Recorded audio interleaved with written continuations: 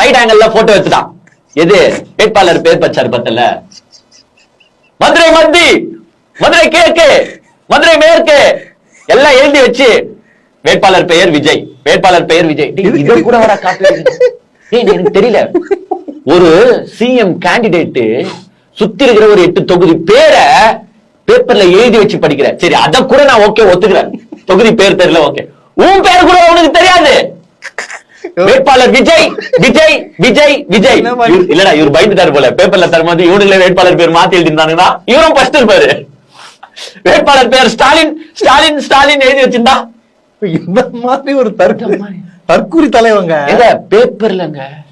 எவனா அவன் சொந்த பேரை பேப்பர்ல எழுதி வச்சு படிப்பானாங்க. அது படிக்க முடியும்னா ஒரே தற்கூரியால தாங்க முடியும். உங்கள் விஜய், உங்கள் விஜய்.